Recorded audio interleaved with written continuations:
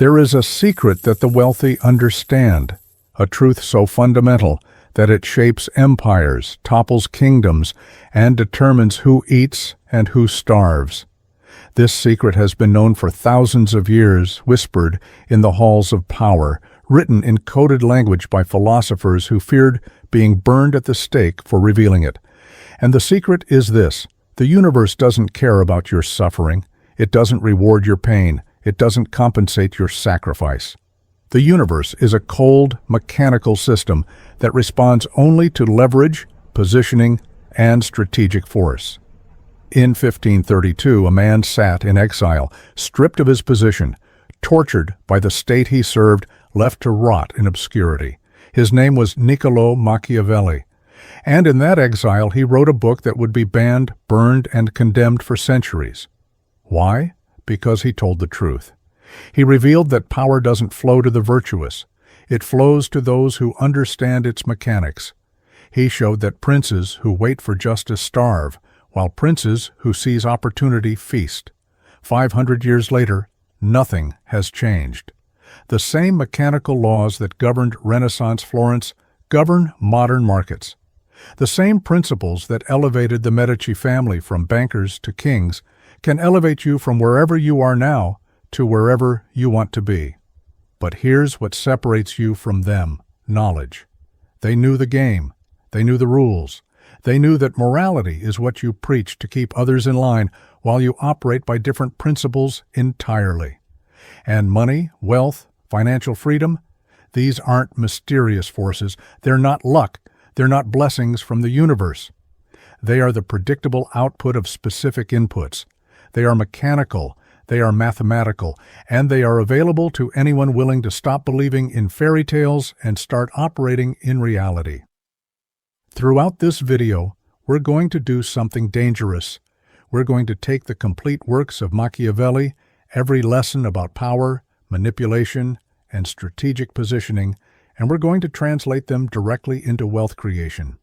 We're going to show you exactly why you're not rich yet, not because you're lazy, not because you're unlucky, but because you've been playing by rules that were designed to keep you poor. And then we're going to give you a new set of rules. Rules that work. Rules that the wealthy use every single day while preaching different values to the masses. By the end of this journey, you'll understand why some 25-year-olds are worth hundreds of millions, while 60-year-olds die broke after working their entire lives. You'll understand why effort doesn't equal reward. You'll understand why the market doesn't care about fairness. And most importantly, you'll have a complete, actionable framework for accelerating wealth creation by factors of 10, 20, even 100 times faster than conventional wisdom suggests is possible. But I must warn you, once you see what I'm about to show you, you cannot unsee it.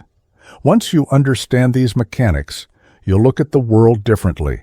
You'll see the invisible architecture of wealth and power that surrounds you. You'll recognize when you're being manipulated to stay poor. And you'll have to make a choice. Continue pretending the comfortable lies are true, or accept the uncomfortable truth and act on it. This isn't motivation. This isn't inspiration.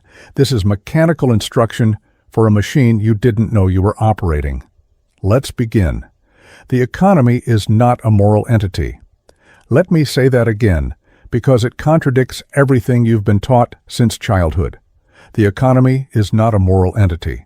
It doesn't reward good people. It doesn't punish bad people. It responds to forces, supply, demand, leverage, positioning, timing, and scale. That's it. That's the complete list.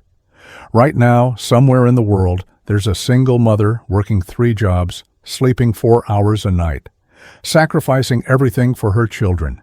She's the most moral person you could imagine. And she's broke. She'll die broke. Her children will likely be broke. Not because she's not trying hard enough, not because she's not virtuous enough, but because she's operating at the wrong level of the system. At the same time, there's a 23-year-old who dropped out of college, who creates videos of himself playing video games, who by conventional moral standards contributes nothing of substance to society. And he makes $40,000 a month, every month, while he sleeps, while he travels, while he does absolutely nothing. This offends people. It should offend people, because we've been raised on a lie. The lie says, work hard, be good, and you'll be rewarded. The truth says, position yourself correctly in systems of leverage, and you'll be rewarded. Position yourself incorrectly, and your virtue means nothing. Machiavelli understood this about political power. He watched as moral, virtuous leaders were overthrown and killed by ruthless strategists. He watched as leaders who played by the rules of honor and nobility lost to leaders who played by the actual rules of power, and he made a choice. He decided to write down the actual rules, not the rules we wish existed, the rules that do exist. And here's the first actual rule of wealth. The market rewards value creation at scale, not effort expenditure over time. Let me break this down because this single sentence, properly understood, is worth more than a 4-year college degree in economics. Value creation means solving a problem or fulfilling a desire for another human being. The bigger the problem, the more value. The more people who have the problem, the more value. Scale means reaching many people with your solution. Effort expenditure means how hard you work. Time means how long you work. The market pays for the first part. It doesn't pay for the second part. It doesn't even see the second part. The factory worker who lifts heavy boxes for 12 hours has expended enormous effort over substantial time. But the value created is minimal because one person, moving boxes from location A to location B, solves a very small problem. The software developer who writes a script that automates inventory management has expended maybe 20 hours of effort. But the value created is massive because that script solves a significant problem for potentially thousands of businesses, and it does so at scale. Same planet, same economy, radically different outcomes. Not because one person is more moral, not because one person works harder, but because one person is positioned in a place where effort translates to scaled value creation and the other isn't. This is what I call the Machiavellian lens. It strips away the emotional narrative and reveals the mechanical reality. And here's what the mechanical reality says. Every hour you spend in unscalable labor is an hour you're guaranteeing your own poverty, not because unscalable labor is beneath you, not because it's immoral, but because mathematics doesn't care about your effort. It only counts your output times your reach. So the very first shift you must make, the foundational transformation that enables everything else, is this. Stop associating sweat with value. Stop thinking that because something was hard to do, it deserves compensation. Stop believing that the universe owes you anything for your sacrifice. It doesn't. The universe is a cold, calculating machine that measures inputs and outputs, and nothing more. This is why I say the end justifies the means, not in a moral sense. I'm not telling you to hurt people or break laws. I'm telling you that the goal is the asset, the output, the value creation at scale. And the path to that goal, the means, should be optimized for efficiency, not for the appearance of virtue. If you can achieve the same result with less effort by using tools, technology, other people's capital, other people's labor, then the strategic choice is obvious. Use those tools. Use that leverage. Because the market doesn't reward the path, it rewards the destination. Let me give you a concrete example. Two people want to build a software company. Person A believes in doing it the right way. They learn to code from scratch. They build everything themselves. They work 80-hour weeks for 2 years. They're proud of their effort, their sacrifice, their purity of vision. Person B identifies the problem they want to solve, hires 3 developers on contract, launches a minimum viable product in 6 weeks, starts getting customer feedback, iterates rapidly, and has a profitable company in 6 months. Person A is still building their perfect product. Person B has already sold their company or is generating 7 figures in annual revenue. Who made the right choice? By moral standards, you could argue person A did everything correctly.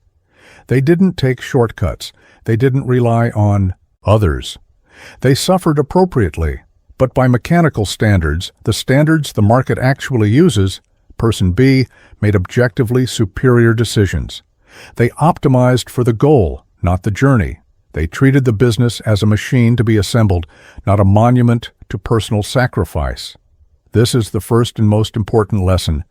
Separate morality from mechanics. Understand that wealth creation follows mechanical laws, not moral ones, and operate accordingly. You can be as virtuous as you want in your personal life. But in the domain of wealth creation, virtue is irrelevant. Strategy is everything. Now, let me introduce you to a framework that will revolutionize how you see every activity in your life. I call it the hierarchy of value, and it explains why some people can work 10 hours a week and make $1 million, while others work 60 hours a week and make $60,000. There are 4 levels in this hierarchy. Every activity you perform, every job you work, every business you build, exists at one of these 4 levels. And the cruel mathematics of wealth creation means that moving from one level to the next can multiply your earning potential by factors of 10 or more. Most people spend their entire lives at level 1. They die at level 1, not because they're incapable of ascending, but because nobody ever explained to them that the levels exist. Level 1 is implementation. This is physical execution, the direct transformation of time and energy into output. The person who assembles products on a factory line, the person who delivers food, the person who enters data into spreadsheets, the cashier, the cleaner, the driver, all implementation. And here's what defines implementation. Someone can watch you do it once and replicate it. The skill barrier is low, the training time is minimal, and therefore the market value is minimal. This isn't a moral judgment. Implementation is necessary. Civilization requires implementation. But from a wealth creation standpoint, implementation has a hard ceiling. Why? Because you only have 24 hours in a day. If you're trading hours for dollars at the implementation level, even at a premium rate, you can only make so much. Maybe $200,000 a year if you're exceptional and working constantly. But that's the absolute ceiling. And you're still trading time, still imprisoned by the clock. Level 2 is unification. This is coordination, management, process design. You're no longer executing tasks yourself. You're organizing other people's execution. The project manager who coordinates a team of developers, the general contractor who manages subcontractors, the operations manager who designs workflows. At this level, you're multiplying effort. One person coordinating 10 people achieves more than 11 people working independently. But you're still trading time. Your presence is still required. You're just commanding a higher rate because you're multiplying leverage through others. This level pays better than implementation. You might make $300,000, $400,000, $500,000 a year if you're excellent. But you're still capped, because there are only so many people you can effectively coordinate, and you still need to be present for the coordination to happen. You've moved up, but you haven't escaped. Level 3 is communication. This is where the game changes fundamentally. At this level, you're no longer present for the value to be created. You create the message once, and it propagates infinitely. The author who writes a book once and sells 100,000 copies. The course creator who records lessons once and sells them to 10,000 students. The YouTuber who makes a video that gets millions of views and generates ad revenue for years. The salesperson who crafts a pitch that gets used by an entire sales team. Think about the mathematics here. You invest 50 hours creating a course. 10,000 people buy it at $200 each. You've just made $2 million from 50 hours of work. That's $40,000 per hour of effort. But it's actually infinite because the course can sell to another 10,000 people with zero additional effort.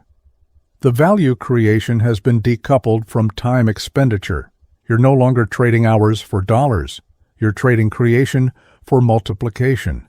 This is why content creators, authors, educators, and salespeople at the highest levels can become extraordinarily wealthy while seemingly working very little. They've positioned themselves at the communication level, where effort compounds infinitely rather than adding linearly. But there's a fourth level, and this is where empires are built. Level 4 is imagination. This is the design of systems, the creation of new markets, the strategic deployment of capital. The entrepreneur who builds a company that operates without them. The investor who identifies undervalued assets and deploys capital strategically. The innovator who sees what doesn't exist yet and brings it into being. The person who creates the game rather than playing in someone else's game. At this level, income is limited only by the scope of systems you can imagine and implement. Jeff Bezos isn't packing boxes at Amazon. He imagined a system where millions of boxes get packed without him, and he captured a percentage of all that value. Elon Musk isn't physically building cars or rockets. He imagined systems that build cars and rockets, and he benefits from the output of those systems. This is imagination. And the mathematics here are staggering. A well-designed system can generate value in the billions. And the person who designed that system, who saw what others couldn't see, who had the vision and the strategic positioning to bring it into existence, captures a meaningful percentage of that value creation. Now here's the critical insight that most people miss. These levels aren't about intelligence. They're not about education. They're not about inherent worth. They're about positioning. A highly intelligent person at the implementation level will earn less than a moderately intelligent person at the imagination level every time, without exception. Because the market doesn't pay for intelligence. It pays for value creation at scale. And here's the even more important insight. You can move between these levels. You're not trapped. The person working implementation today can be doing communication next year and imagination the year after. But the movement requires a deliberate decision to stop optimizing at your current level and start building skills for the next level. Let me tell you about the single biggest mistake people make. They get good at their current level. They become the best implementer, the best manager, and they think this will lead to wealth. It won't. Being the best at level 1 just means you're at the top of level 1. You're still in a cage. It's just a nicer cage. What you need to do is become adequate at the next level, then move your effort there. The person making $50,000 a year as an exceptional implementer should stop trying to become even better at implementation and start building communication skills. Start writing, start teaching, start creating content, even if they're bad at it initially. Because being mediocre at communication will pay more than being exceptional at implementation. And once they're mediocre at communication, they should start learning imagination, start thinking in systems, start understanding capital deployment, business design, market creation. This is the path. And every hour you spend optimizing your performance at a lower level is an hour you're not developing skills at a higher level. This is why the diligent employee who works 60 hours a week perfecting their implementation skills stays poor, while the entrepreneur who barely knows how to do the tactical work but understands systems and leverage becomes wealthy. They're operating at different levels of the hierarchy. So here's your first action step, and I mean this literally. Pause this video and do this right now. List every activity you do that generates income. Now categorize each activity by level: implementation, unification, communication, or imagination. Look at where your time is distributed. If 90% of your time is at levels 1 and 2, you now know exactly why you're not wealthy yet. And you know exactly what to change. The goal isn't to stop doing lower-level work immediately. You need to survive while you transition. But the goal is to systematically shift the percentage. Start with 90% implementation, 10% communication, then 80-20, then 70-30. Keep shifting until you're spending most of your time at communication and imagination. That's the mechanical path to wealth. No mystery, no luck. Just deliberate repositioning within the hierarchy. Machiavelli wrote that a prince must have his own armies, not rely on mercenaries. In modern terms, your armies are your assets. While everyone else is fighting for a bigger salary, fighting to trade their time for slightly more money, the Machiavellian strategist is building an empire of assets that generate income independently. Let me define what an asset actually is, because this word gets misused constantly. An asset is not something you own. Owning things doesn't make you wealthy. The person with an expensive car and a big house, but no passive income isn't wealthy. They're just extended out on debt. An asset is something that generates cash flow without requiring your direct ongoing labor. A rental property that generates monthly income after expenses is an asset. A business that operates with employees and managers so you're not required daily is an asset. A YouTube channel with a library of videos generating ad revenue is an asset. A software product with subscription revenue is an asset. A book that sells copies every month is an asset. An investment portfolio generating dividends is an asset. These are your soldiers. These are your armies. And they fight for you while you sleep, while you think, while you build more armies. Most people never build assets because they've been conditioned into an employee mindset. They think in terms of income, not equity. They ask, how much does this job pay? Instead of, what can I build that generates income without my presence? They optimize for the paycheck instead of the enterprise. And this is the trap that keeps them enslaved to trading time for money until they're too old to trade time anymore. There's a concept I need you to understand viscerally. I call it the shadow economy. Your asset is the physical body. Your income is its shadow. When you walk outside on a sunny day, your shadow follows you. It mirrors your movements. It's caused by your body blocking light. But here's the critical point. If you chase your shadow, you'll never catch it. No matter how fast you run after your shadow, it remains exactly the same distance away. You're running, exhausting yourself, making no progress. This is what people do with income. They chase the shadow. They run after bigger salaries, better paying jobs, more hours. And the shadow moves with them, always the same distance away. More income means more expenses, means more need for income, means more hours required. The treadmill accelerates, but the destination never gets closer. The strategic person doesn't chase the shadow. They move the body, they build assets, and the income follows automatically, mechanically, inevitably. The shadow has no choice but to follow the body. Build 10 assets generating $1,000 a month each, and you have $10,000 monthly passive income. The income is just the shadow of the assets, and you acquired it by focusing on the body, not the shadow. Here's what this looks like in practice.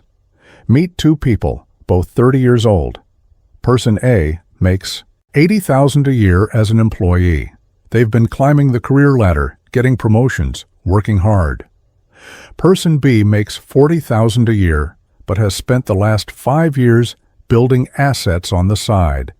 They have a small software product generating $2,000 a month, a YouTube channel generating $1,000 a month, 3 rental properties generating $1,500 a month total, some dividend stocks generating $500 a month.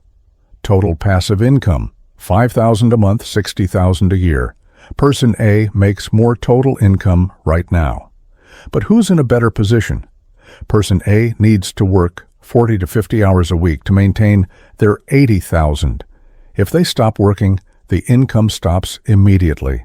Person B could quit their job today and survive on their passive income. And more importantly, those assets are growing. The software product is adding users.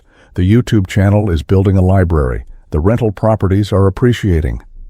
In 5 years, Person B might be making $200,000 a year entirely passively, while Person A is hopefully making $110,000, still trading every hour. This is the power of asset focus. And the beautiful thing about assets is they compound. Your first asset is the hardest. It takes time, effort, learning. But that first asset teaches you how to build assets. It generates income that can fund the second asset, The second asset teaches you more and funds the third. By the time you're building your 10th asset, you have experience, capital, and systems. The rate of asset accumulation accelerates exponentially. But here's where most people fail. They want the assets to be perfect before they launch them. They want the course to be comprehensive, the software to be bug-free, the business to be fully planned. So they never launch, or they launch years later than they should have. Meanwhile, someone else launches a mediocre version quickly, learns from real feedback, iterates, and captures the market. Machiavelli would tell you to launch the imperfect asset. Get it into the market. Let it generate even minimal income. Learn from reality, not theory. Then improve it or move to the next one.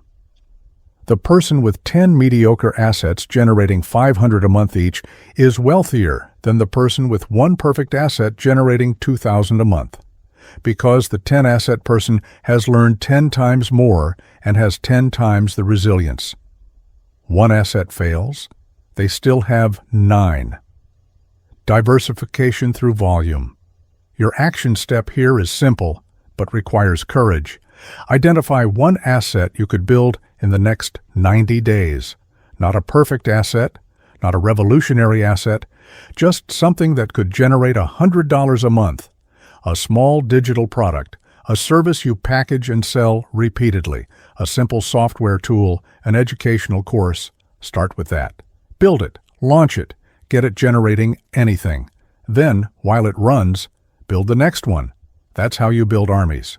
Let me tell you about one of the most dangerous myths in modern culture.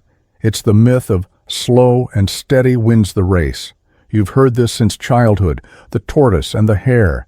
Patience is a virtue. Good things come to those who wait.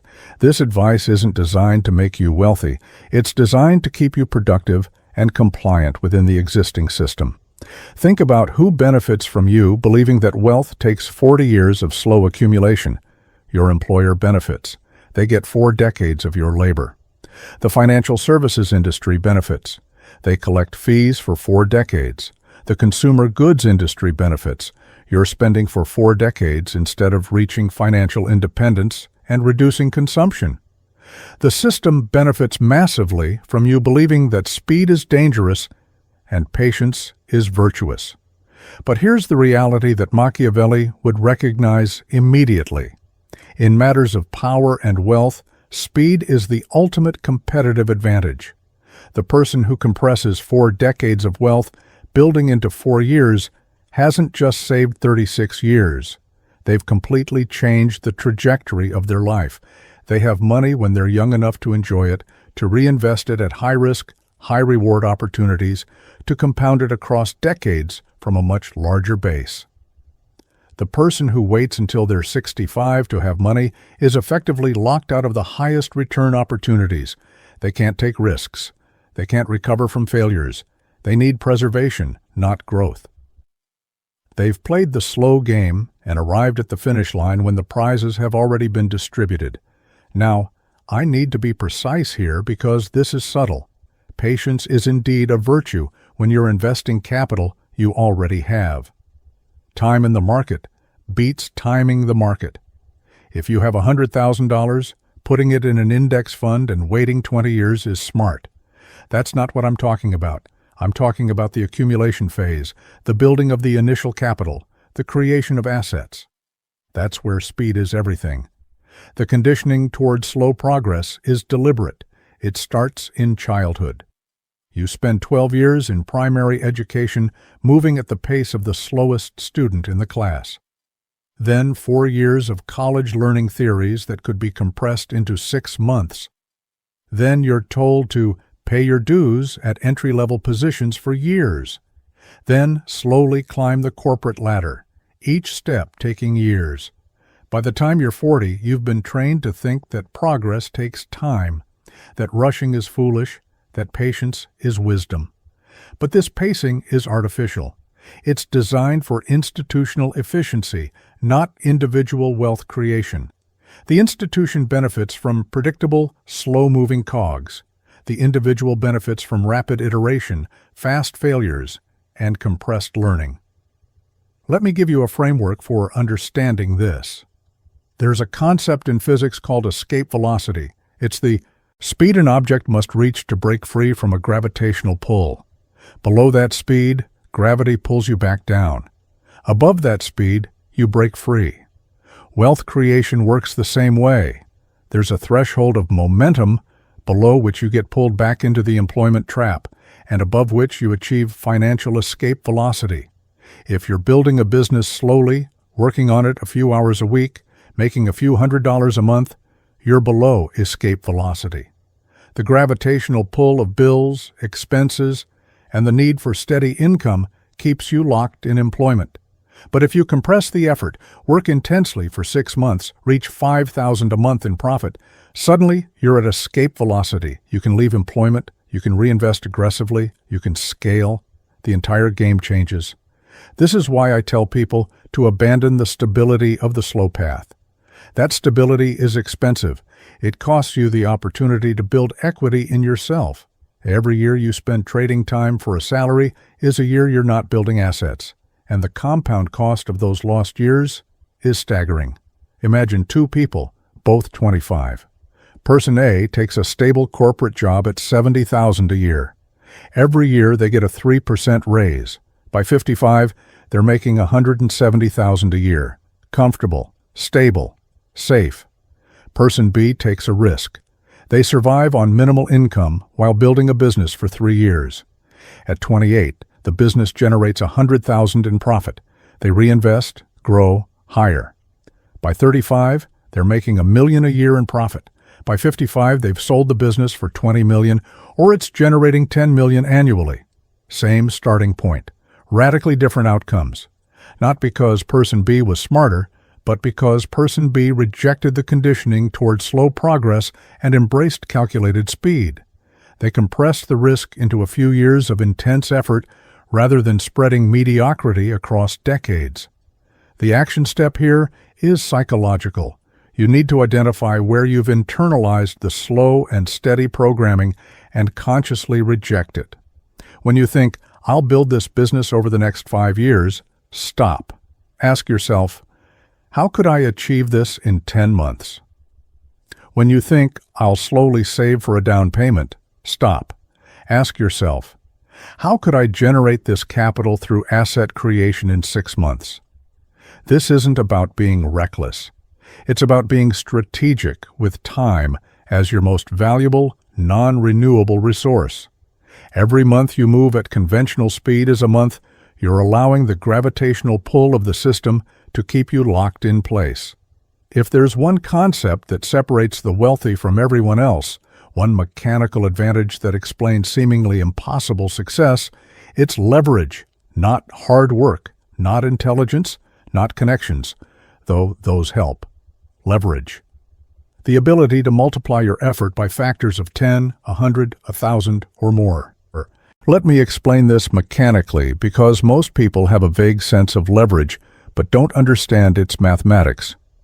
You wake up, you have 16 productive hours, assuming 8 for sleep.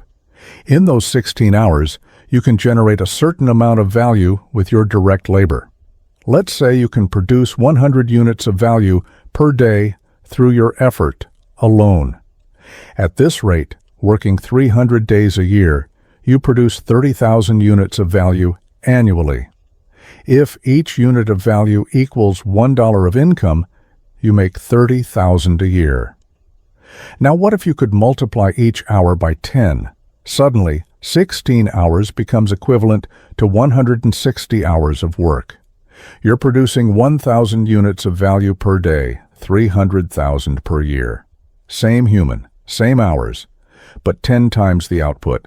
That's 10 times leverage. What if you multiply by 100? You're at 3 million per year. What if you multiply by 1,000? 30 million per year. Same calendar, same lifespan, completely different outcomes. This is not theoretical. This is how wealth actually works. The person making 30 million a year is not working 1,000 times harder than the person making 30,000. They're not 1,000 times smarter. They have access to leverage that multiplies their effort by factors of 1,000 or more. There are 4 fundamental types of leverage, and understanding each one is like receiving a cheat code for reality. The wealthy use all four simultaneously. The poor use none. The middle class might use one. Let's break them down. The first type is capital leverage. This is using other people's money to fund your ventures. The real estate investor who puts down $50,000 as a 20% down payment and controls a $250,000 property. That's 5 times leverage. The property appreciates 10%. That's a $25,000 gain on a $50,000 investment, a 50% return on your capital. The property generates rental income. That's cash flow from an asset you largely purchased with someone else's money. Or consider the entrepreneur who raises $2 million in venture capital.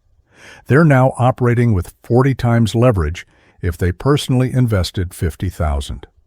They can hire a team, build product, acquire customers at a scale that would take decades to self-fund. Most venture-backed companies fail, but the ones that succeed return 10, 50, 100 times the investment. And the founder captured those returns using mostly other people's capital. Banks understand this deeply. That's their entire business model. They take depositors' money, leverage it 10 to 1 through fractional reserve banking, lend it out at interest, and capture the spread. They're not using their money. They're using everyone else's money and extracting a fee from the leverage. The second type is media leverage. This is using technology and platforms to reach millions instead of individuals. 100 years ago, if you had knowledge to share, you could reach maybe 100 people in a room. Today, you record a video, post it on YouTube, and it can reach 10 million people. Same knowledge, same effort, but million times leverage. Think about this mathematically. A consultant who charges $500 an hour and works 50 hours a week makes about $1.2 million a year. Incredible income, but capped. They only have 50 hours. The educator who creates an online course, charges $200, and sells it to 50,000 people makes $10 million. Maybe they spent 200 hours creating the course. That's $50,000 per hour of effort. But that's not even the full story, because the course can sell another 50,000 copies with zero additional effort. This is media leverage. Your message, your product, your value creation gets multiplied by the reach of technology. And in the internet age, that reach is essentially infinite. The same video that reaches 1,000 people can reach 1 million people with zero additional cost or effort. The third type is code leverage. This is automation, software, systems that execute without human intervention. The developer who writes a script that automates a business process isn't just saving time. They're creating a digital employee that works 24 hours a day, never sleeps, never complains, never needs a salary beyond server costs. Think about Uber. They don't dispatch each ride manually. Code matches drivers with riders, calculates routes, processes payments, handles customer service through automation. That code allows 10 employees to coordinate millions of transactions. That's massive leverage. The algorithm at Instagram serves content to billions of users without human curation of each post. Pure code leverage. Even simple automation tools provide leverage.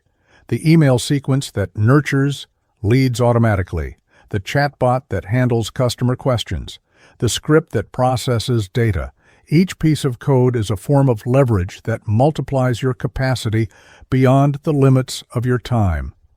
The fourth type is labor leverage. This is the oldest form, but still powerful. You build a team. You hire people who execute while you strategize. One person coordinating 10 people achieves more than 11 people working independently. The business owner with 50 employees isn't doing 50 times the work. They're doing 1 times the work of leadership and strategy, while 50 people execute the implementation. The key to labor leverage is this. You must pay people less than the value they generate for your enterprise, but more than they could generate independently. That gap is how you capture value from labor leverage. If you hire someone for $50,000 a year and they generate $200,000 in value for your business, you've created $150,000 in leverage profit. Scale that. across 50 employees, and you're capturing millions in value from labor leverage. Now here's where it gets really powerful. These forms of leverage stack multiplicatively, not additively. The entrepreneur who raises capital, builds a media presence, uses code to automate operations, and hires a team has 4 types of leverage working simultaneously. Each one might provide 10 times leverage individually, but stacked, they provide 10 to the 4th power, 10,000 times leverage. This is how someone can go from zero to $1 billion company in 5 years. They're not working 10,000 times harder. They're stacking leverage so aggressively that their effort gets multiplied by factors that seem impossible to people operating with no leverage. Your action step is to audit your current leverage. Do you have any? Most people have 0. They're trading direct time for direct money with no multiplication. If that's you, commit to adding 1 form of leverage in the next 90 days. The easiest to start with is media leverage. Create content, build an audience, get your ideas and offers in front of thousands instead of individuals. That's step 1. Then layer on the others systematically. Before we go deeper into the advanced tactics, you need to arm yourself with knowledge. Machiavelli wasn't powerful just because of his observations. He was powerful because he studied history, philosophy, strategy, and warfare. He built a framework from multiple sources. You need to do the same. I'm going to give you 5 books that form a complete system of wealth creation knowledge. Read them in order. Implement their lessons. These aren't casual reading recommendations. These are the foundational texts that separate those who understand wealth from those who remain perpetually confused by it. Start with Rich Dad, Poor Dad by Robert Kiyosaki. Yes, it's become almost cliché to recommend this book. That's because it works. This book establishes the fundamental distinction between assets and liabilities, between working for money and having money work for you. It destroys the employee mindset and replaces it with the investor mindset. It shows you that your house is not an asset if it doesn't generate income, that your salary is not wealth, that your car is actively making you poorer. The reason this book is so important is that it reprograms your subconscious understanding of money. Before reading it, you think wealth means a high salary and nice possessions. After reading it, you understand that wealth means cash-flowing assets and passive income. That single perspective shift is worth millions over a lifetime because it changes every financial decision you make. Then move to The Millionaire Fast Lane by M.J. DeMarco. This book is the antidote to conventional financial advice. It destroys the slow and steady myth. DeMarco shows you mathematically why saving 10% of your income for 40 years results in mediocre wealth at best, and why building systems that produce value at scale can compress those 40 years into 4. The core concept is the difference between the slow lane and the fast lane. The slow lane is trading time for money, saving diligently, investing conservatively, and hoping to be wealthy when you're too old to enjoy it. The fast lane is building or buying into systems that produce value at scale, capturing meaningful equity and achieving wealth while you're young enough to benefit from it. This book will make you angry. It should. You'll realize how much time you've wasted following advice designed to keep you productive but poor. But that anger is fuel. Use it. Third, read Anti-Fragile by Nassim Taleb. This book is philosophically deeper than the others, but it's essential. Taleb introduces the concept of anti-fragility, systems that benefit from volatility, chaos, and stress. The opposite of fragile isn't resilient. Resilient systems withstand chaos. Anti-fragile systems grow stronger from chaos.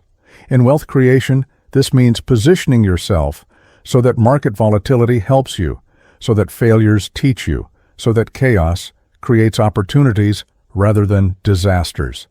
The investor who keeps cash reserves and buys assets during crashes is anti-fragile. The entrepreneur who launches multiple small bets instead of one giant bet is anti-fragile. The person who builds skills that increase in value during disruption is anti-fragile. This book teaches you to love uncertainty, to see risk as opportunity, and to structure your financial life so that you have limited downside but unlimited upside. It's the philosophical foundation for aggressive wealth creation without catastrophic risk. Fourth, read The Almanac of Naval Ravikant. This is a compilation of Naval's wisdom on wealth, happiness, and life. Naval is one of the clearest thinkers on modern wealth creation. He breaks down specific knowledge, leverage, and judgment in ways that make wealth seem not just achievable, but almost inevitable if you apply the principles correctly. The key concepts are: build specific knowledge that cannot be trained, use leverage through code, media, capital, and labor, develop good judgment through experience and study, and position yourself to capture value when you create it. Naval also emphasizes that you can't get rich renting out your time, and that you need to own equity in a business or assets to achieve real wealth. This book synthesizes much of what we've discussed into clear, actionable principles. It's the modern manual for wealth creation in the Internet age. Fifth, and finally, study The 48 Laws of Power by Robert Greene. This isn't directly about money, but power and money are intimately connected. Those who understand power accumulate wealth more easily because they understand positioning, perception, and strategic maneuvering. Greene's laws apply directly to business and wealth creation. Law 1, Never Outshine the Master, teaches you how to navigate corporate hierarchies without triggering egos. Law 23, Concentrate Your Forces, teaches you to focus resources on breakthrough opportunities rather than spreading thin. Law 28, Enter Action with Boldness, teaches you that timidity is costly and aggression, when strategic, creates opportunities. These 5 books form a complete arsenal. Kiyosaki gives you the mindset shift. DeMarco gives you the strategic framework. Taleb gives you the philosophical positioning. Naval gives you the modern execution tactics. Greene gives you the power dynamics. Read them, implement them, refer back to them constantly. They're worth infinitely more than their cover price. Now let's talk about something that sounds simple, but is actually the most difficult skill to master: time management. Not productivity hacks, not scheduling tricks, but the fundamental understanding that your time has a specific dollar value, and that value should be increasing every month, every year. Machiavelli understood that a ruler's most precious resource wasn't gold, wasn't armies, wasn't territory. It was time. Time is the only resource you cannot buy more of, cannot borrow, cannot steal, cannot create. Once a moment passes, it's gone forever. This makes time management the ultimate form of strategic thinking. But here's the trap that catches almost everyone. They confuse activity with progress. They pack their calendars, work long hours, stay busy, and feel productive.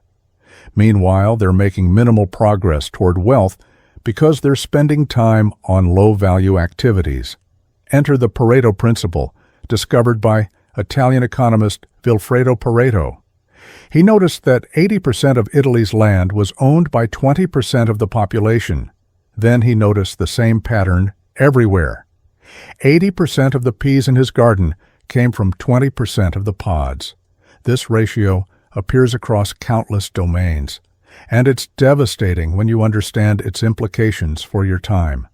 In any endeavor, roughly 20% of your efforts generate 80% of your results. 20% of your clients generate 80% of your revenue. 20% of your products generate 80% of your profit.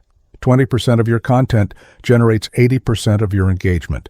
20% of your activities generate 80% of your wealth. Let that sink in for a moment. 80% of what you do is nearly worthless. It generates minimal return. It's activity masquerading as progress.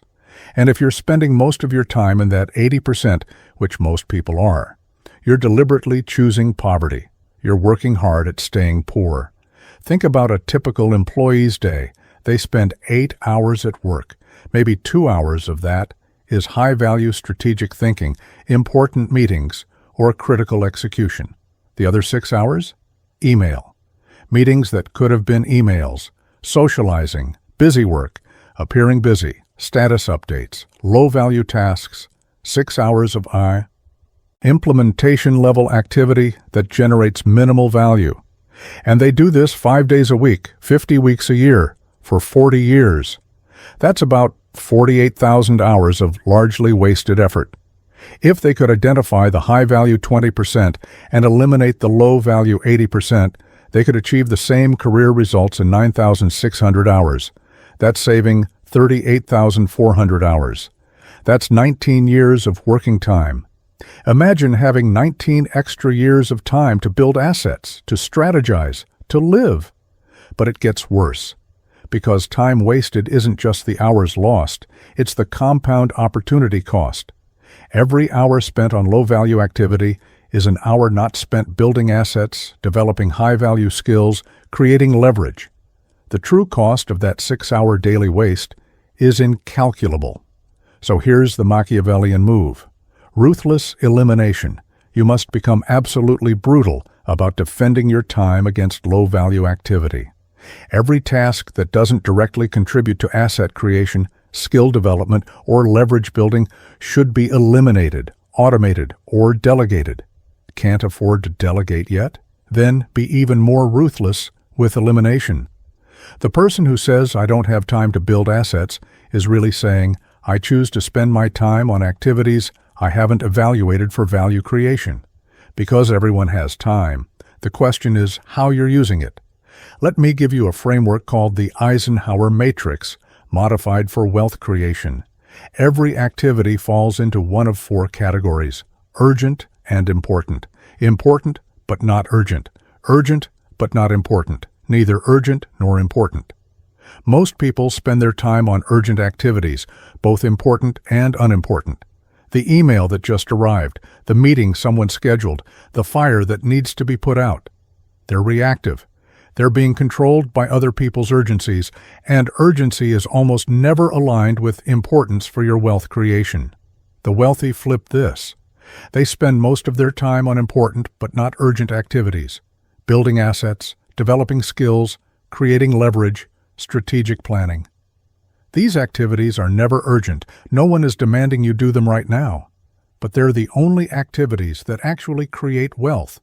Everything else is either maintenance or waste. Your action step is to track your time for 7 days. Every hour, write down what you did. At the end of the week, categorize each activity by the 4 levels of value creation we discussed. Then, calculate the percentage of time spent at each level. If you're spending more than 50% of your time at the implementation level, you now understand why you're not progressing. You're spending your most valuable resource, time, on the least valuable activities. Then, create a hit list. List every recurring activity that's below the communication level. If you're doing it, but someone at the implementation level could do it, it goes on. The hit list. Then systematically eliminate, automate, or delegate everything on that list. Be ruthless. Your hourly value should be increasing every month. And as it increases, entire categories of tasks become too expensive for you to do. I'm going to introduce you to a mindset that completely transforms how you see failure, risk, and setbacks. It's called anti-fragility, and it's the ultimate Machiavellian approach to wealth creation. Once you adopt this mindset, you genuinely never lose. You either make money or you make strategic intelligence. Both are valuable, both compound. Both contribute to your inevitable success. Let's start with a story. 2 entrepreneurs launch businesses. Both invest $50,000. Person A's business fails after 1 year. They've lost their $50,000. Person B's business succeeds and generates $200,000 in profit the first year. Standard analysis: Person A failed. Person B succeeded. Person A lost $50,000. Person B gained $200,000. But let's look deeper. What did Person A actually get for their $50,000? They got data. They learned exactly what doesn't work in their market. They learned how to set up business operations. They learned how to sell, market, manage, and execute. They learned about themselves, their capabilities, their weaknesses. They built relationships with vendors, customers, potential partners. They have a story of experience that gives them credibility. Person B got capital gains. Person A got a complete education in entrepreneurship that would cost $100,000 at a business school and wouldn't be nearly as valuable because it was real world, not theoretical. Person A's competitors haven't paid for this lesson. They're operating with less information. Person A is now smarter, more experienced, and better positioned for their next venture. They didn't lose. They bought knowledge at wholesale prices. This is what I call the profit of defeat. Every failure is research and development for your next success. The startup that fails teaches you more than the startup that succeeds, because success can make you overconfident while failure forces you to analyze what went wrong. Think about this strategically. The person who has launched and failed at 3 businesses has a data set that the person with 0 attempts cannot match. They know what doesn't work. They've made mistakes and learned from them. They have experience that translates into better judgment. And good judgment is how you actually make money. Most people never attempt anything because they're terrified of failure. They see failure as a permanent condition, a mark of shame. But in reality, failure is just expensive data, and data properly analyzed and applied generates more money than it costs to acquire. But here's the sophisticated version of this mindset. You don't just accept failure as a learning opportunity. You structure your ventures so that your downside is limited, but your upside is unlimited. This is what traders call asymmetric risk, and it's the holy grail of strategic wealth building. How do you create asymmetric risk? You invest small amounts in many high-potential opportunities. You know that most will fail. Let's say you launch 10 business experiments, each with a $5,000 investment. 7 fail completely. You've lost $35,000. 2 break even, and 1 succeeds and generates $500,000 in the first year. Total capital invested, $50,000. Total loss, $35,000. Total gain, $500,000. Net profit, $450,000. But more importantly, you've learned from 10 experiments. You have data from 10 different approaches. You know what works, what doesn't, and why. This knowledge is worth millions in future ventures. This is the anti-fragile approach. You're not betting everything on one venture. You're spreading small bets across multiple opportunities, knowing that you only need one big winner to make the entire portfolio successful. The losses are capped at small amounts. The wins are potentially unlimited. This is how venture capitalists think. They invest in 100 startups knowing that 90 will fail, 8 will break even, and 2 will return 100 times their investment. But there's another layer to this. You can recycle your failures. The most valuable content is often the painful lessons you've learned. The consultant who lost $1 million in a failed business has infinitely more credibility than the consultant who never risked anything. Turn your failure into a book, a course, a speech, a consulting service. Your scars become your credentials. I know someone who failed at 3 different businesses over 5 years, lost about $200,000 total. But they documented the entire journey, every mistake, every lesson. They turned it into an online course called How to Avoid My $200K in Mistakes When Starting Your Business. They sold it for $500 to 3,000 people, made $1.5 million teaching people what not to do. They didn't just recover their losses. They 7.5x them by transforming failure into intellectual property. This is alchemy, turning loss into asset. It requires a specific mindset shift. You must stop seeing failures as endpoints and start seeing them as data points. Every loss is a lesson you can monetize. Every mistake is content you can create. Every setback is experience you can sell. The action step here is to audit your past failures and extract the value. Have you failed at previous ventures? Write down every lesson you learned. Have you made expensive mistakes? Document them. Have you tried things that didn't work? Analyze why. Then package this knowledge, turn it into content, a course, a consulting service, or at minimum, wisdom that prevents you from repeating the mistakes. And going forward, structure new ventures with anti-fragility in mind. Don't bet everything on one opportunity. Make multiple small bets. Test ideas cheaply before scaling. Use other people's capital when possible to reduce your personal downside. And always extract lessons from failures so they compound into future success. Now I need to stop for a moment and have you take action, not later, not when you finish the video, right now. This is a critical psychological moment, and I'm going to explain why. In the comments below, I want you to make a public declaration. Type one of these statements: I will be rich, or never broke again, or create your own declaration of financial transformation. Then hit the like button and subscribe to this channel. I know what you're thinking. This sounds like a typical YouTuber begging for engagement. But there's a deeper reason I'm asking you to do this, and it has to do with how your brain works. There's a principle in psychology called cognitive dissonance. Your mind is wired to maintain consistency between your beliefs, your words, and your actions. When these three things don't align, you experience psychological discomfort, and your brain will automatically work to resolve that discomfort by bringing them into alignment. When you make a public commitment, even a small one like a comment, several things happen neurologically. First, you activate the commitment and consistency principle. Once you've declared something publicly, your subconscious mind begins working to make your behavior align with that declaration. You've planted a flag. You've told the world, even if anonymously, who you're becoming. Second, there's social accountability, even if mild.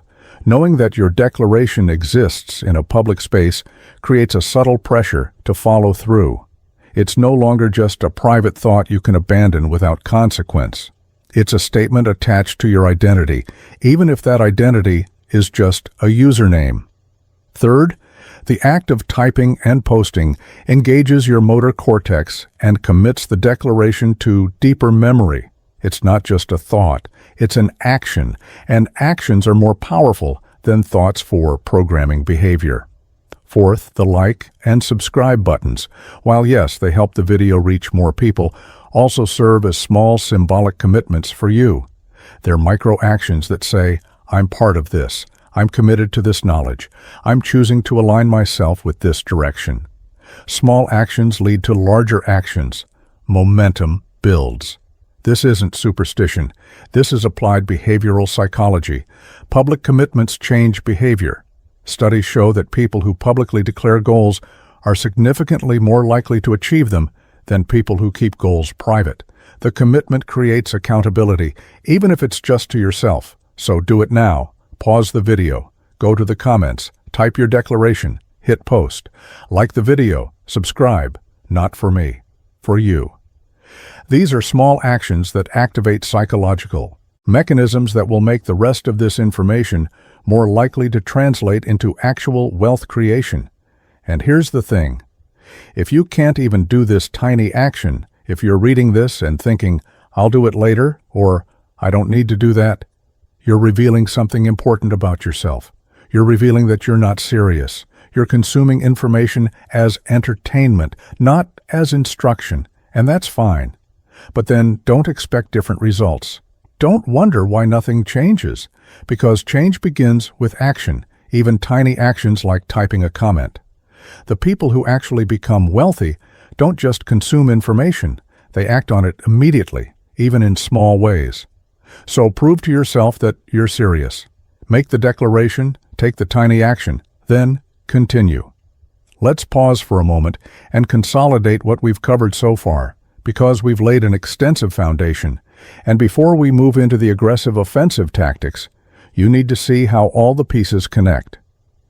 You started this video thinking that wealth creation was mysterious, that rich people had some secret you didn't have, or that your lack of wealth was due to lack of opportunity, lack of intelligence, or bad luck. Now you know different.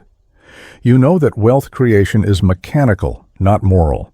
The economy doesn't reward virtue, it rewards value creation at scale, strategic positioning, and leverage. You understand the hierarchy of value. You know that implementation trades time for minimum dollars, that unification multiplies slightly, that communication scales infinitely, and that imagination designs systems that generate wealth without your presence. You know that every hour spent at a lower level is an hour not developing skills for a higher level. And you know that the transition from implementation to imagination is where fortunes are compressed from decades into years. You understand assets versus income. You know that chasing income is chasing shadows, and that building assets is moving the body so the shadow must follow.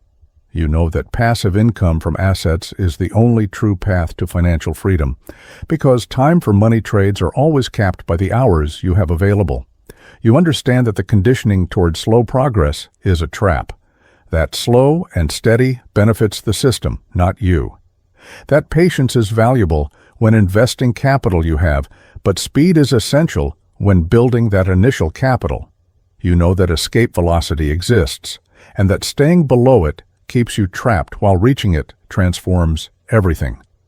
You understand leverage in all four forms: capital, media, code, and labor.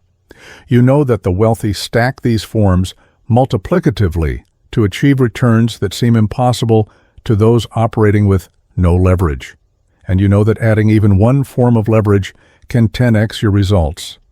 You have your reading list, your strategic arsenal of knowledge that will reconstruct your understanding of wealth from the ground up. You understand that time is your most precious resource, that 80% of activities generate minimal value, and that ruthless elimination of low-value tasks is essential. And you've adopted the anti-fragile mindset. You know that you never truly lose. You either make money or make intelligence. You know how to structure ventures with limited downside and unlimited upside. And you know how to recycle failures into valuable intellectual property. This is your defense. This is your armor against the forces that keep people trapped in financial mediocrity.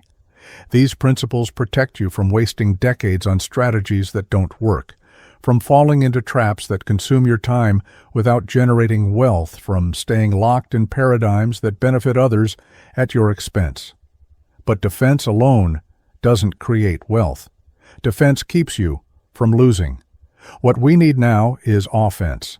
We need aggressive tactics that actively manipulate market conditions, that position you ahead of opportunities, that compress years of growth into months of strategic action. Everything up until now has been about understanding the game board, recognizing the rules, building your foundation. Now we're going to talk about how to actively play the game to win. The next tactics are more dangerous, more aggressive, more calculated. They're not for people who want to feel comfortable. They're for people who want to be rich. The strategies I'm about to share would make most people uncomfortable. They challenge conventional ethics about fairness and patience. But remember, Machiavelli wrote for princes, not for peasants. He wrote for those willing to see reality as it is, not as we wish it to be. If you're ready to stop playing defense and start playing offense, if you're ready to use every legitimate advantage available to accelerate your wealth, then let's continue. The first advanced tactic is understanding and manufacturing urgency. Not the fake urgency of scammy marketing countdown timers, but real strategic urgency that compresses years of progress into months of intense action. Here's a truth that most people never internalize. Work expands to fill the time available for its completion. This is Parkinson's law, and it's one of the most important principles in productivity and wealth creation. Give yourself 5 years to build wealth, and you'll take 5 years. Give yourself 5 months, and you'll be shocked at what becomes possible when you have no choice but to focus and execute rapidly. Think about this. Most people operate without real deadlines. They have vague aspirations like, someday I'll be financially free, or eventually I'll start that business, or At some point, I'll build passive income. This lack of urgency is fatal. Without a deadline, there's no pressure. Without pressure, there's no prioritization. Without prioritization, they work on whatever feels comfortable or interesting in the moment, which is rarely the highest leverage activity. Machiavelli lived and operated in an environment of intense urgency. Renaissance Italy was a chaotic landscape of rising and falling city-states, constantly shifting alliances, rapid political changes. Leaders who hesitated were overthrown. States that moved slowly were conquered. This environment forced rapid, decisive action, and those who thrived in it, like the Medici family, understood how to use urgency as a weapon. You need to create this environment artificially for yourself, because modern society is designed for slow, comfortable progress. You have a stable job, bills come once a month, retirement is decades away. There's no natural urgency pushing you to move fast, so you have to manufacture it. The tactic: set aggressive, public deadlines that seem slightly impossible. Not comfortable goals, but targets that make you uncomfortable. Launch a product in 30 days, not 6 months. Build an audience of 10,000 in 90 days, not when it happens. Replace your salary with asset income within 12 months, not eventually. Why does manufactured urgency work so effectively? Because urgency forces you to abandon perfectionism, to stop preparing and start executing, to focus only on what actually matters. When you have 6 months to launch a product, you can spend 5 months on research, planning, building the perfect version. When you have 30 days, you have to launch the minimum viable version, get it in front of real customers, learn from reality, and iterate. The person with the 6-month timeline launches a polished product to crickets because they built in a vacuum. The person with the 30-day timeline launches an imperfect product, gets immediate feedback, discovers what customers actually want, and is on version 3 while the first person is still perfecting version 1. But here's the sophisticated part. Combine urgency with portfolio thinking. Don't bet everything on one 5-year plan. Make 10 small bets with 30-day timelines each. Most will fail. That's expected. But the 1 or 2 that show traction can be scaled aggressively, and you've learned from 10 experiments in the time it took others to plan one. This is what I call the anti-fragile urgency formula. Multiple parallel experiments with aggressive deadlines. You're creating your own Darwinian environment where weak ideas fail fast and strong ideas reveal themselves quickly. The cost of failure for each experiment is low, the potential upside is high, and the speed of iteration means you're learning faster than everyone else in your space. Let me give you a concrete example. Meet Sarah. She wants to build an online education business. The conventional approach: spend 6 months developing a comprehensive course, creating professional video, building a website, perfecting every detail. Launch to her email list of 200 people, makes $5,000. Spend 6 more months building course 2.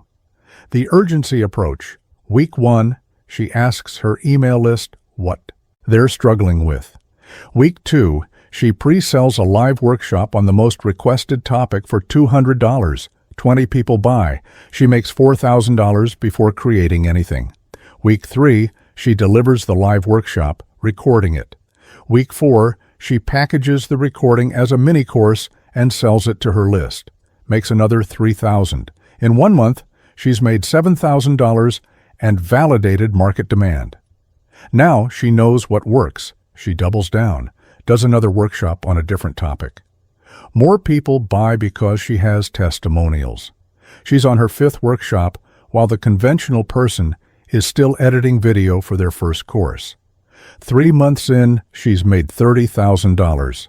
6 months in, she has a library of 6 mini courses generating $10,000 a month passively.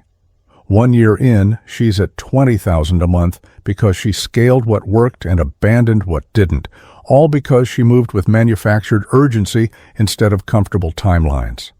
The action step: identify your most important wealth-building project right now. Set an aggressive deadline for a minimum viable version, 30 days maximum, then work backwards. What absolutely must be done to launch? What can be eliminated? What can be done imperfectly? Then execute. Don't wait, don't perfect. Launch, learn, iterate, and make the deadline public. Tell people about it. Post it on social media. The public accountability adds psychological pressure that helps overcome resistance. You'll be amazed at what becomes possible when you have no choice but to move fast. Next, let's talk about the strategic pivot. This is one of the most underutilized but highest leverage tactics in wealth creation.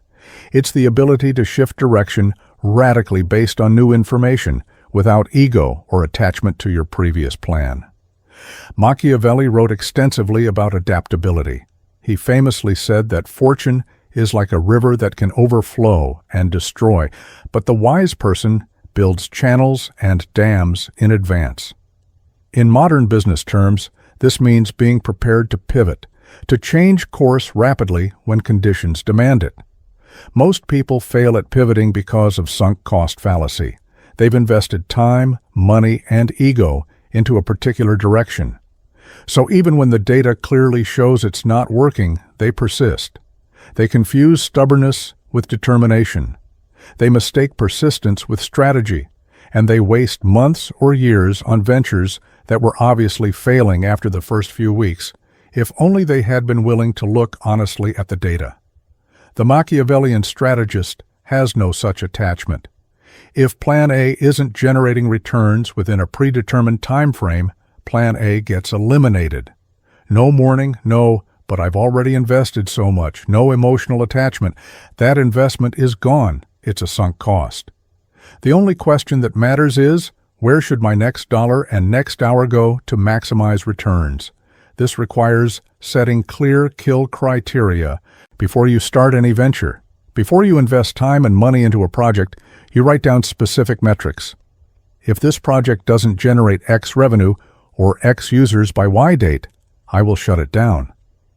Having these criteria in advance removes emotion from the decision.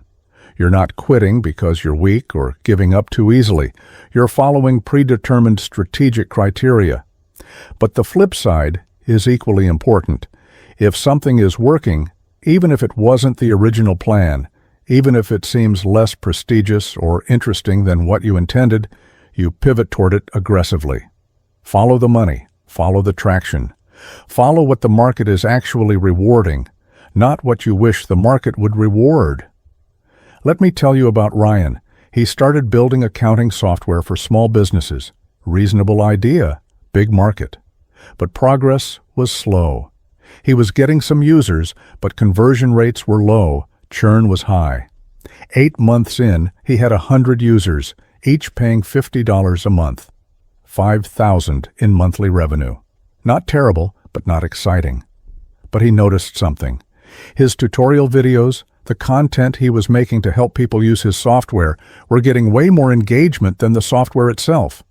People were emailing him, asking for more tutorials, asking if he did consulting, asking if he had courses. His YouTube channel was growing faster than his user base. Most entrepreneurs would ignore this. But I'm building a software company. The videos are just marketing. I need to stay focused on my vision. Ryan thought differently. He ran the numbers. The videos cost almost nothing to produce. They were reaching thousands of people. Several companies had reached out about consulting. He decided to test the pivot. Month 9, he launched a paid course on accounting automation for $300, promoted it to his YouTube audience, made $30,000 in 2 weeks, more than 6 months of software revenue. The signal was clear. Month 10, he shut down the software product, refunded remaining users, and pivoted fully into education and consulting. 18 months later, he has a thriving education business generating $50,000 a month with much higher margins than software would have had, lower stress, and more freedom. His original vision was software. The market told him the real opportunity was education. He listened to the market instead of his ego. That's the strategic pivot. But here's the sophisticated version. You don't wait for obvious failure or success. You run continuous experiments and pivot toward whatever shows the most promise, even if that promise is small. The entrepreneur who tests 10 ideas, measures results rigorously, kills 8, and doubles down on 2 is vastly more successful than the entrepreneur who commits fully to one idea without testing. Think of yourself as a venture capital fund, but you're investing in your own ventures. VCs invest in 100 startups. Most fail. They don't mourn the failures. They celebrate the wins and reallocate capital from losers to winners. You need the same approach with your time and money. Your action step: audit all your current projects. List every business idea, side project, income stream you're working on. Now be brutally honest.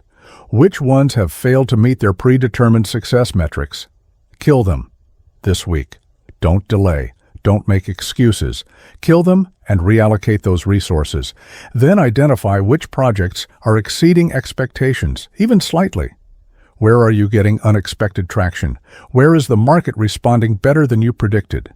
Those are your pivot targets. Pour more resources into them. Test scaling them. See if the positive signals strengthen or weaken. If they strengthen, you've found your next major opportunity. The speed at which you pivot determines how fast you find product-market fit, the magical state where your product sells itself because you've found exactly what the market wants. Most people take years to find this because they're too attached to their original vision. The strategic pivoter finds it in months because they're willing to follow the data wherever it leads. Now we enter truly Machiavellian territory, the weaponization of attention. In the modern economy, attention is the most valuable resource. Whoever controls attention controls wealth. And there are specific calculated ways to capture and monopolize attention that most people are too timid or too ethical to use. First, understand that attention is zero-sum at the individual level. There are only 24 hours in a day. Every minute someone spends consuming your content, using your product, thinking about your brand, is a minute they're not spending on your competitors. This is warfare, not collaboration. Yes, markets can grow, but market share is competitive. And attention is how you capture market share. Machiavelli understood that in politics, attention equals power.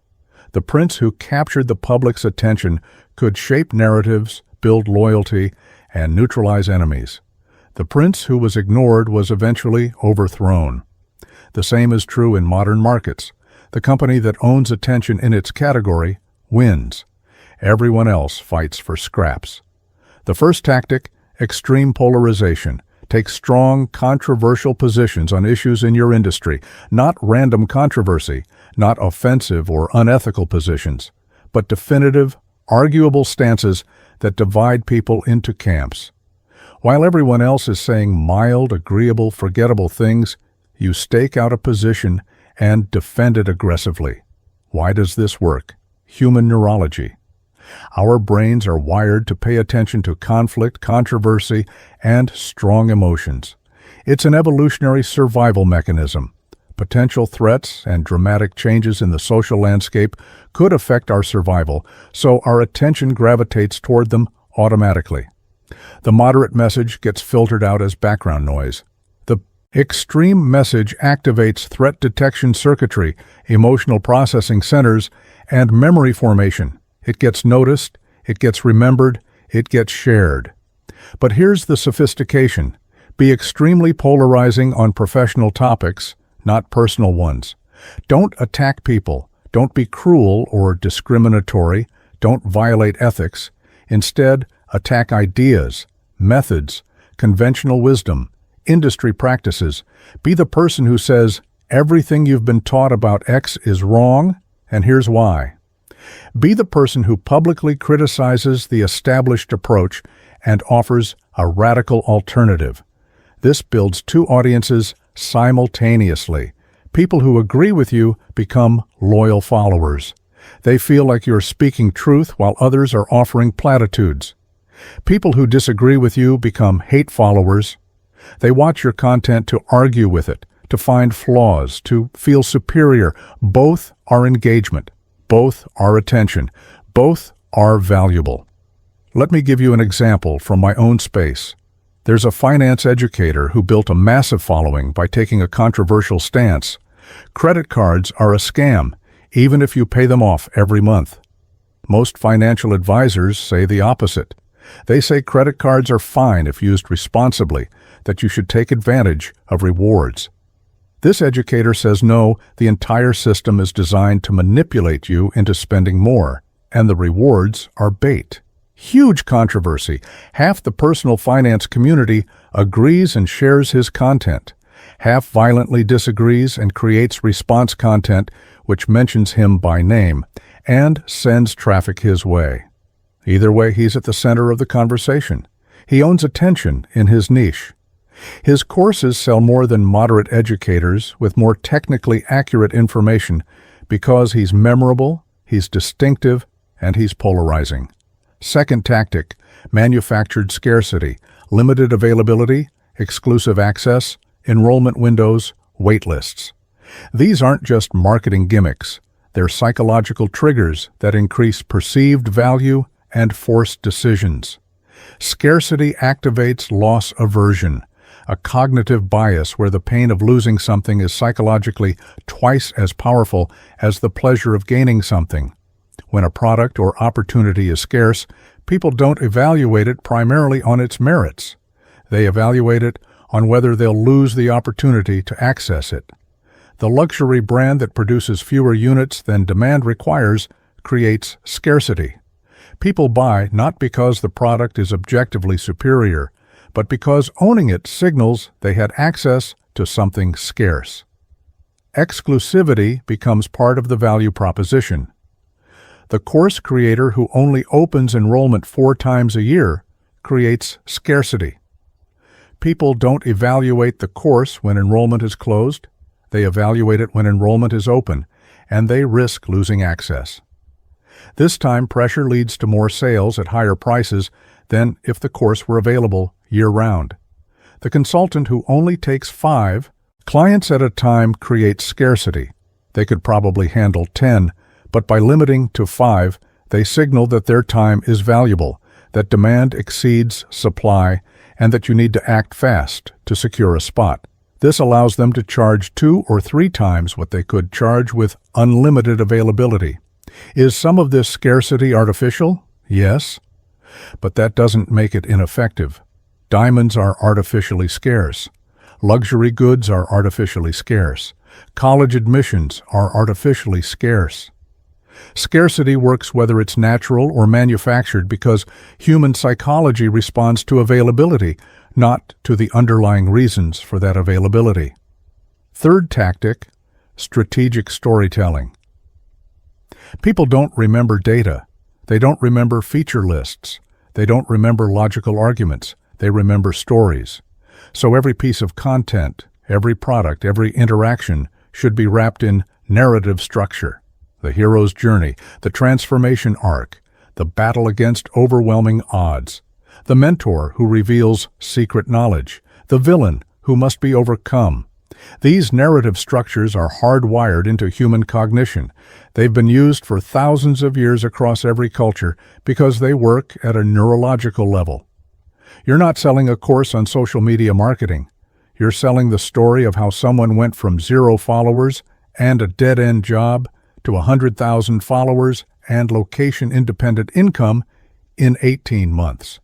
The course is just the vehicle for delivering that transformation, but the story is what captures attention and drives sales. You're not selling consulting services. You're selling the story of how you helped a business on the verge of bankruptcy turn around and become profitable in 90 days. The consulting is the mechanism, but the transformation story is what makes people want to work with you. Every piece of content you create should have narrative structure: setup, conflict, resolution, the situation before, the challenge faced, the breakthrough discovered, the results achieved. This is what makes content memorable and shareable. Facts and data support the story, but the story carries the attention. Fourth tactic, Attention hijacking through pattern interrupts. Most content in any niche follows predictable patterns. The YouTube video with the same intro music, same editing style, same message structure, the blog post with the same format and tone, the social media post with the same type of caption and image. Your brain filters this out as pattern recognition. It says, "I've seen this before, it's safe to ignore." But when a pattern is interrupted, attention snaps into focus. Evolutionary survival again. Unexpected changes in patterns could signal danger or opportunity, so your brain pays attention. So the advanced move is to deliberately break patterns in your niche. If everyone in your space uses polished, professional video, use rough, raw footage. If everyone writes long, detailed posts, write short, punchy ones. If everyone is positive and motivational, be dark and cynical. Whatever the dominant pattern is, break it deliberately. This is why controversial figures often build massive audiences quickly. Their pattern interrupts. They're doing what you're not supposed to do in their niche. And that violation of expectations captures attention. The action step here is to audit your content and offers. Are you saying what everyone else is saying? Are you presenting it the way everyone else presents it? Then you're invisible. You're background noise. Identify the dominant patterns in your space and deliberately violate them in strategic ways. Be polarizing. Create scarcity. Tell transformation stories. Break patterns. Weaponize attention. Now let's discuss monopolistic advantages. This is the tactic that separates those who build comfortable businesses generating 100 or 200,000 a year from those who build empires generating millions or tens of millions. A monopolistic advantage is a structural barrier that makes competition irrelevant. Once you have one, you're not competing on price or features or marketing. You've created a moat that prevents others from capturing your market share. Machiavelli understood this deeply. A prince with strong fortifications and loyal subjects couldn't be easily overthrown. The fortifications and loyalty were monopolistic advantages in political power. There are several types of monopolistic advantages you can build, and the wealthiest people stack multiple types simultaneously. The first is network effects. Your product or service becomes more valuable as more people use it. Facebook is the classic example. Facebook is valuable because everyone you know is on it. The more users Facebook has, the more valuable it becomes to each individual user, and this creates a nearly insurmountable barrier to competition. Think about it. A competitor could build better technology, better features, better privacy, but they can't replicate the network. And since the value to users is primarily the network, not the technology, the better product loses to the established network. This is a monopolistic advantage. How do you create network effects in your business? Marketplaces do this naturally. A freelance platform with many buyers attracts many sellers, which attracts more buyers, which attracts more sellers. The early leader captures the market. Communities and platforms do this. The forum or Discord server with the most active members attracts new members, which makes it more valuable, which attracts more members. Even something as simple as a comprehensive directory creates network effects. If you build the largest, most complete directory of resources in your niche, people come to you because you have the most listings, and new vendors want to be listed because that's where the audience is. The directory becomes the default, and competition becomes nearly impossible. The second type is proprietary data or algorithms. You have information or technology that others don't have and can't easily replicate. Renaissance Technologies, the most successful hedge fund in history, has proprietary trading algorithms developed over decades by the world's top mathematicians. That intellectual property is a monopolistic advantage. Competitors can't just copy it. In your domain, this might be a unique data set. If you've spent years collecting data on your niche that nobody else has, that's an advantage. If you've developed a proprietary method or framework that demonstrably gets better results than standard approaches, that's an advantage. If you have insights from working with thousands of clients that others don't have, that's an advantage. The key is that it must be truly proprietary, meaning others can't easily acquire or replicate it. Generic knowledge isn't an advantage. Unique knowledge, data, or methods are. The third type is brand and trust. You've built such a strong reputation that people choose you by default, even if competitors offer similar products at lower prices. Apple is the obvious example. People pay premium prices for Apple products not because they're objectively superior in specs, but because Apple has built a brand that signals quality, design, and status. The brand itself is the monopolistic advantage. In your space, this means becoming so associated with a topic that your name is synonymous with it. When people think of X, they immediately think of you. This takes time to build, but once established, it's incredibly valuable. New competitors can't just buy brand equity. It has to be earned over years through consistency, quality, and visibility. The fourth type is high switching costs. Once someone starts using your product or service, it's painful or expensive to switch to a competitor. Enterprise software companies live on this.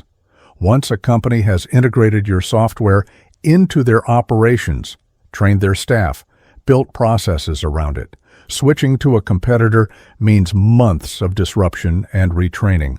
So they stay, even if a slightly better option emerges. How do you create switching costs? Integration depth. If your service integrates deeply into your client's workflow, it becomes hard to remove. Community and relationships. If using your product means joining a community and building relationships, leaving means losing those connections, accumulated data or progress. If your platform stores years of your users' data or tracks their progress over time, they're locked in by their investment. The fifth type is economies of scale. You're so large that you can operate at costs competitors can't match. Amazon can ship cheaper than almost anyone because their volume is massive. This creates a competitive moat. A new competitor trying to compete on price can't match Amazon's costs, so they lose on price competition. Mr. Beast can produce videos at production scales that smaller creators can't afford. This allows him to create content that's objectively more entertaining, which attracts more viewers, which generates more revenue, which allows bigger productions. The cycle compounds. New creators can't just decide to compete with his production value. They don't have the scale. If you can reach a scale in your business where you have cost advantages that smaller competitors can't match, you've created a monopolistic advantage. This usually means going aggressively for market share early, even at the cost of short-term profitability, to reach the scale where you become unassailable. Your action step is to identify which of these advantages you can build in your domain. You probably can't build all of them immediately, but pick one. Commit to building a genuine monopolistic advantage over the next 12 to 24 months. This might mean focusing on community building for network effects, or developing a proprietary methodology, or investing heavily in brand building, or integrating deeply into client workflows. Once you have one monopolistic advantage, the game changes. You move from competing for survival to defending an established position. And from that position of strength, you can build additional advantages. The company with network effects can use that position to collect proprietary data. The brand with trust can introduce new products with high switching costs. Advantages compound. Now we arrive at the final and most controversial tactic, the one that would make Machiavelli smile with recognition: asymmetric information and strategic positioning before market movements. This isn't about insider trading. That's illegal and stupid. This is about positioning yourself ahead of inevitable changes, about seeing shifts before the masses see them, about being positioned in places where you'll benefit from forces that are already in motion but haven't reached mainstream awareness. Every major wealth creation event in history came from being correctly positioned before a shift. The investors who bought real estate in neighborhoods before gentrification, The entrepreneurs who built internet businesses before mainstream adoption. The people who bought Bitcoin when it was ridiculed. The VCs who funded social media before it was obvious. The hedge funds who shorted the housing market before the 2008 crash. The pattern is always the same. Identify an inevitable change before the crowd, position yourself to benefit from that change, profit massively when the crowd arrives and validates your thesis. The question is, how do you develop this capability? How do you see changes before they're obvious? The answer is, you position yourself at the edges, not the center. You study what's happening at the margins of your industry, your market, your culture, because major shifts always start at the edges and move toward the center.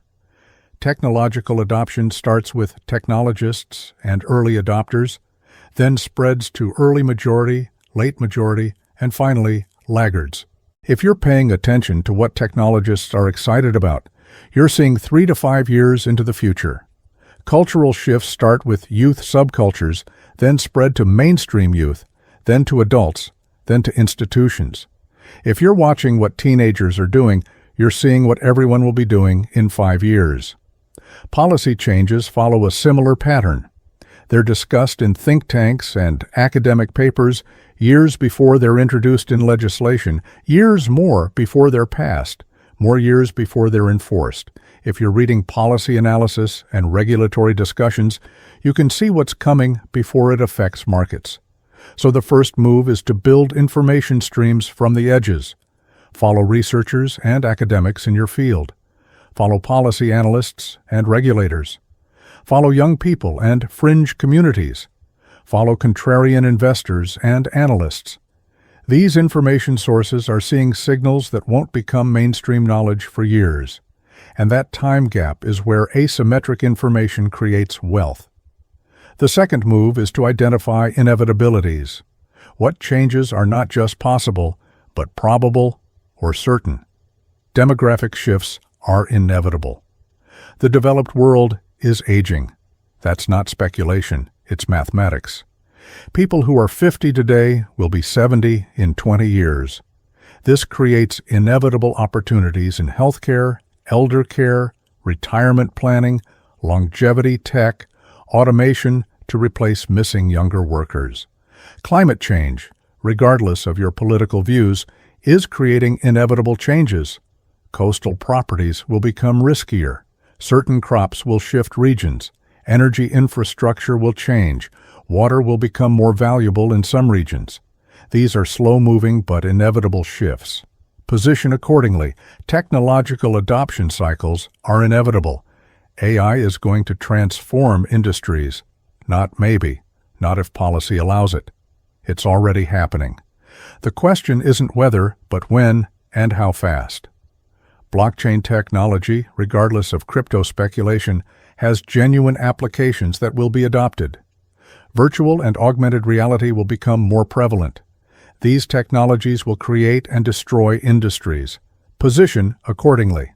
The third move is to make multiple small bets across potential future scenarios. You don't need to be certain which change will happen fastest or biggest. You place small bets across multiple potential shifts. This is portfolio theory applied to strategic positioning. Maybe AI makes human content creation obsolete. Maybe it makes human curation more valuable. You don't know which. So you bet on both. You invest in learning AI tools to enhance productivity, and you also invest in building authentic human connection and irreplaceable human insight. Whichever way the shift goes, you benefit. Maybe remote work becomes permanent and cities hollow out. Maybe there's a return to office movement and cities thrive again. You don't know. So you own both remote-first, digital businesses and physical assets in key urban locations. Either outcome benefits part of your portfolio. This is what Nassim Taleb calls the barbell strategy. You keep most of your resources safe and stable, maybe 80 or 90% in boring, secure positions, but you put 10 or 20% in extremely aggressive, high-upside bets on future shifts. If the aggressive bets fail, you're fine. You lost 10%. If one hits, it returns 10 times or 100 times, completely transforming your wealth. The fourth move, and this is controversial, is to build strategic relationships with information brokers. These are people positioned to see changes before they become public knowledge. Not insider information, public information that just hasn't reached mainstream attention yet. Venture capitalists see hundreds of startups pitching solutions to problems. They know what problems startups are trying to solve. That tells you where entrepreneurs see opportunities, which tells you where markets are heading. Policy analysts and regulatory consultants know what regulations are being discussed. They can't tell you inside information, but they can tell you what public hearings are happening, what's being debated, what direction policy is likely to move. Industry insiders at large companies know what their companies are investing in, what products are being developed, what markets they're entering.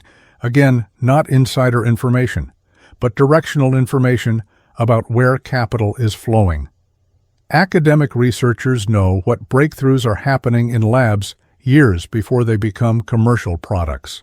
Reading academic papers and attending conferences gives you a 3 to 5 year head start on technological shifts. Build relationships with people at these various edges, have coffee with them, read what they write, attend events where they speak. Your network isn't valuable because you can ask for favors. It's valuable because information flows through it before that information reaches the masses. And in finance, information asymmetry is how fortunes are made.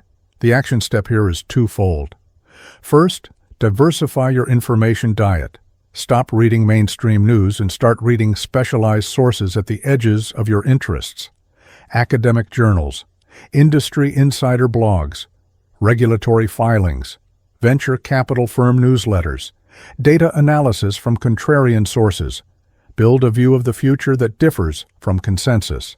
Second, place one small bet on a future shift you believe is inevitable. Not a huge bet.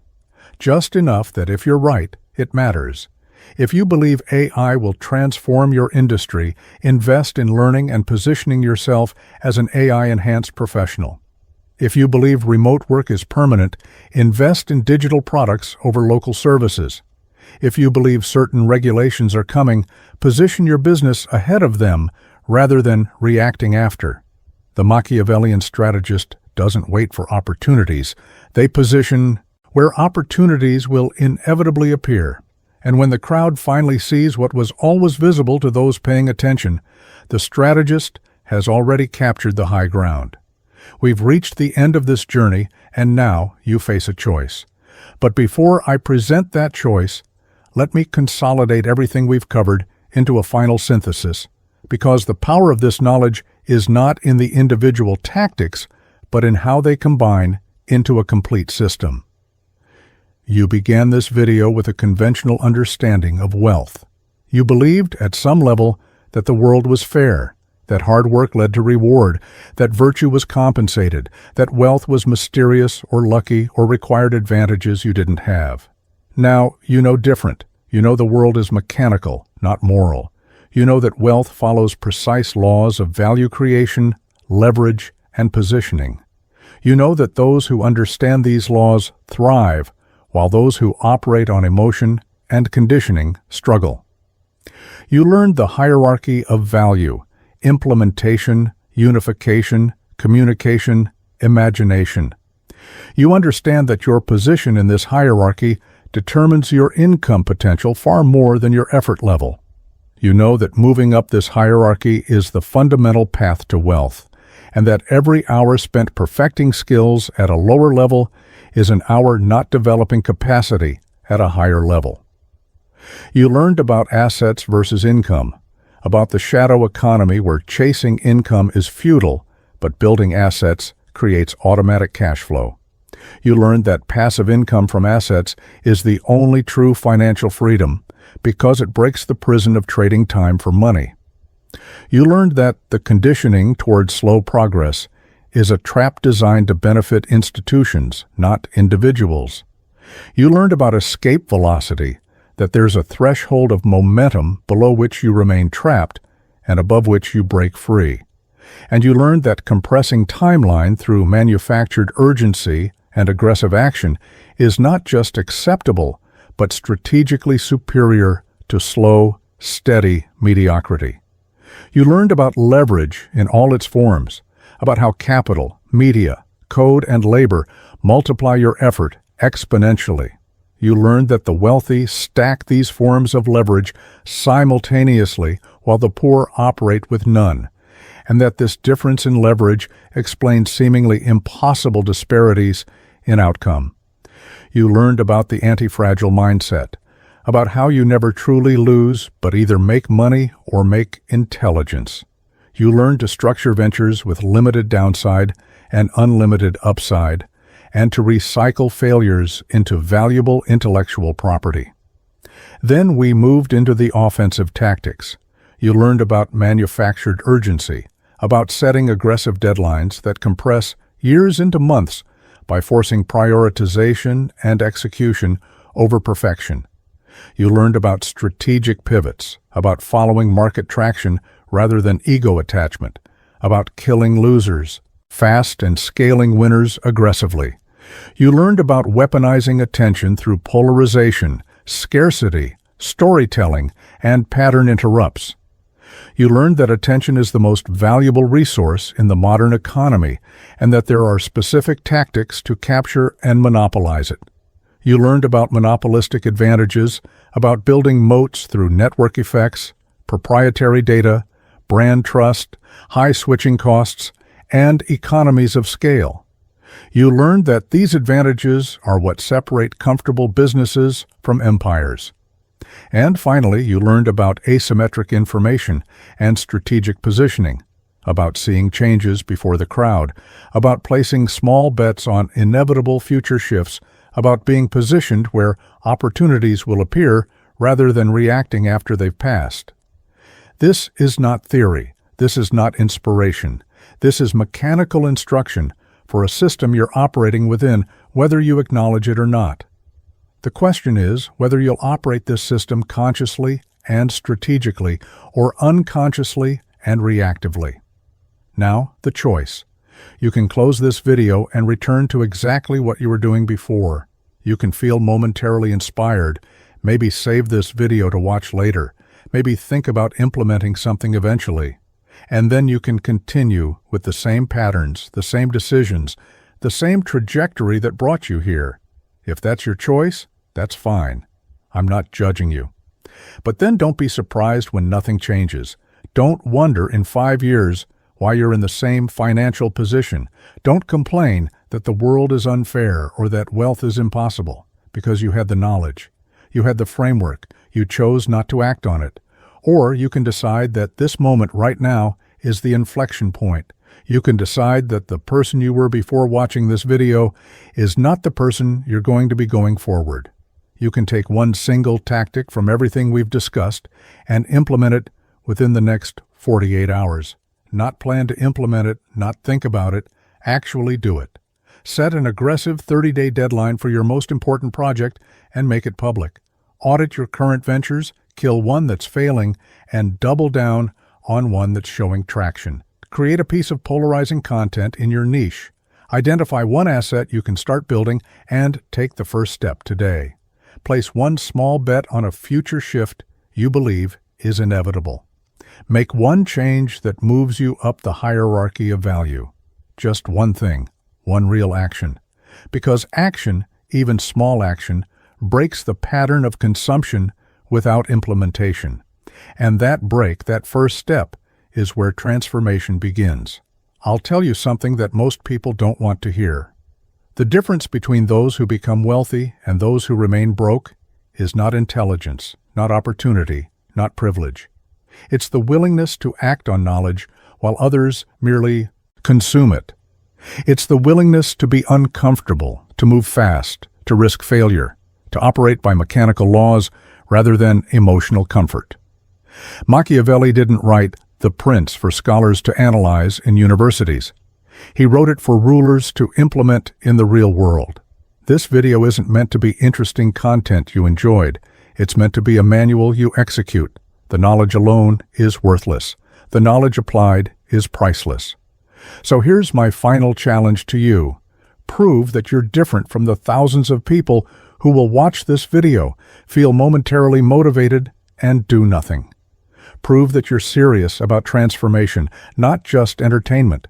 Prove that you're a strategist, not a consumer. Go to the comments right now and declare what action you're taking within 48 hours. Be specific, not, "I'm going to start working on my business." That's vague and meaningless. Instead, "I'm launching a minimum viable version of my course by January 15th. Or, "I'm killing my failing Project X and reallocating those resources to Project Y." Or, "I'm creating a controversial piece of content about X topic by this weekend." Make your declaration public, hit the like button, subscribe to this channel. These are small commitments that activate psychological mechanisms that increase follow-through. They're symbolic actions that represent a deeper decision to change. And then, actually, do what you declared. Follow through. Take the action. Get results. Whether those results are success or failure, learn from those results. Take the next action. Build momentum. That's how transformation happens. Not through inspiration, but through action, results, analysis, adjustment, and more action. The world is a cold, mechanical system. It doesn't care about you. It doesn't owe you anything. It responds only to strategic force, to leverage, to positioning. But that's not depressing. That's liberating. Because if the system is mechanical, you can learn its mechanics. You can operate it deliberately. You can compress decades into years, years into months.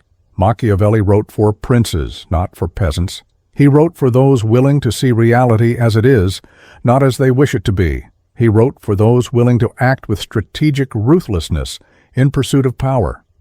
If you've made it this far, you're not here for comfortable lies. You're here for uncomfortable truths. You're not here to feel good. You're here to transform. So stop consuming. Start executing. Stop planning. Start building. Stop preparing. Start launching. The prince who hesitates is the prince who falls. The strategist who sees the path but doesn't walk it has no advantage over the person who never saw it at all. Knowledge without action is worse than ignorance because it creates the illusion of progress without any actual advancement. You now know what the wealthy know. You understand the mechanical laws of wealth creation.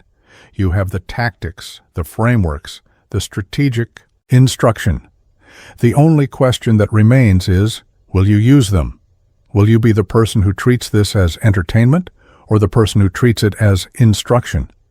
Will you stay as you are or will you become who you're capable of becoming? The choice has always been yours. Make the declaration, take the action, build the wealth, become who you're meant to be or don't, and accept that you chose your current position by choosing inaction. Either way, you cannot claim ignorance anymore. You know the path. Now walk it. The world belongs to those who act. Go. Don't forget to give a like or a hype and subscribe to the channel. Watch the next video to complete everything you just learned.